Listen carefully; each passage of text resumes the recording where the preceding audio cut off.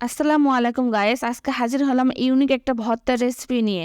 মুখে যখন রুচি থাকে না, তখন কিছুই খেতে ভালো লাগে না, মাছ মাংস কিছুই খেতে ভালো লাগে না। তো ফ্রিজ খুলে দেখলাম কয়েক পিস মাছের টুকরো আছে, তো এগুলা বের করে খুব ভালোভাবে পরিষ্কার করে একটা হাফ প্লেটের মধ্যে নিয়েছি। এখানে আমি লবণ, হলুদ এবং শুকনো মরিচের গুঁড়ো দিয়ে খুব ভালোভাবে মাছের সঙ্গে মিক্সড করে নেব।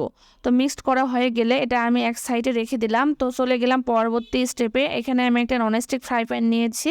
এখানে আমি ভর্তা যেহেতু করব, এই জন্য আমি সর্ষের তেল নিয়েছি পরিমাণ মতো। নেওয়ার পর এখানে মেখে রাখা আমি মাছের টুকরোগুলো দিয়ে দিলাম। তো এখানে আমি একটা বড় ধরনের আলু নিয়েছি, আপনাদের পছন্দ মতো নেবেন। তো আলুটার 5টা স্লাইস হয়েছে, আমি একটা আলুরই 5টা স্লাইস আমি দিয়ে দিলাম। তারপর এখানে একটা টমেটো নিয়েছি, তিনটে টুকরো করে নিয়েছি। তারপর এখানে আমি কিছু রসুনের কোয়া দিয়েছি। ভর্তার মধ্যে রসুনের কোয়াটা বেশি করে দিলে ভালো লাগে, এই জন্য আমি আমার পছন্দ মতো দিয়েছি। তারপর এখানে কাঁচামরিচ দিয়েছি। অবশ্যই কাঁচামরিচটা আপনারা দেওয়ার আগে মরিচের নিচের অংশটা কেটে ফেলে দিবেন, এতে মরিচটা ফুটবে না। তো উপরের দিক থেকে আমি সামান্য একটু হলুদ এবং লবণ ছিটিয়ে দিলাম, দিয়ে একটু সময় নিয়ে ভেজে নিই। আমার ভিডিওটি কে কোন জেলা থেকে দেখতেছেন অবশ্যই কমেন্ট করে জানাবেন, এবং আমার ভিডিও দেখে কেউ যদি ভর্তা রেসিপি করেন অবশ্যই সেটা আমার সঙ্গে শেয়ার করবেন কেমন লেগেছে ভর্তাটা। আর আমার ভিডিও যদি ফেসবুক থেকে দেখে থাকেন অবশ্যই ফলো দিয়ে পাশে থাকবেন, সাপোর্ট করবেন। ইউটিউব থেকে দেখে থাকলে সাবস্ক্রাইব করে পাশে থাকবেন।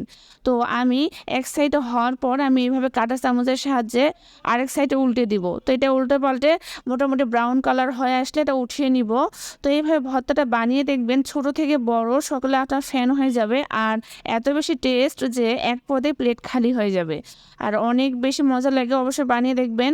তো এখানে আমার এই মাছগুলো উঠে নেওয়ার পর একটু ঠান্ডা করে নিয়েছি। ঠান্ডা হয়ে আসলে আমি হাতের সাহায্যে অতিরিক্ত যে কাঁটাগুলো আছে কাঁটাগুলা উঠে ফেলে দিলাম। তারপর ভেজে রাখা কাঁচা মরিচ আর এখানে একটু সামান্য একটু লবণ দিয়েছি, দিয়ে থেতো করে নেওয়ার পর এখানে আমি আগে থেকে ভেজে রাখা রসুনের কোয়াগুলো থেতো করে নিব। তো এই পর্যায়ে আমি শুকনো মরিচ অ্যাড করেছি। তো আপনারা শুধু শুকনো মরিচ দিয়ে অথবা শুধু কাঁচা মরিচ দিয়েও ভর্তাটা করে নিতে পারেন।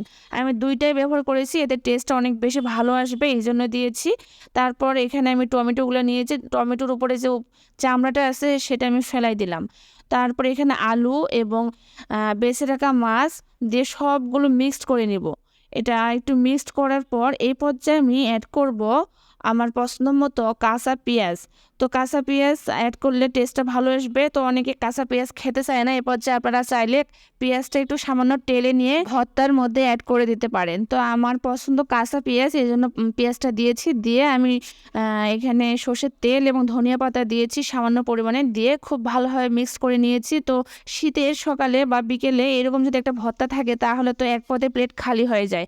অবশ্যই বানিয়ে দেখবেন, অনেক মজার। আর ভালো লাগলে বেশি বেশি করে শেয়ার করবেন। আল্লাহ হাফেজ।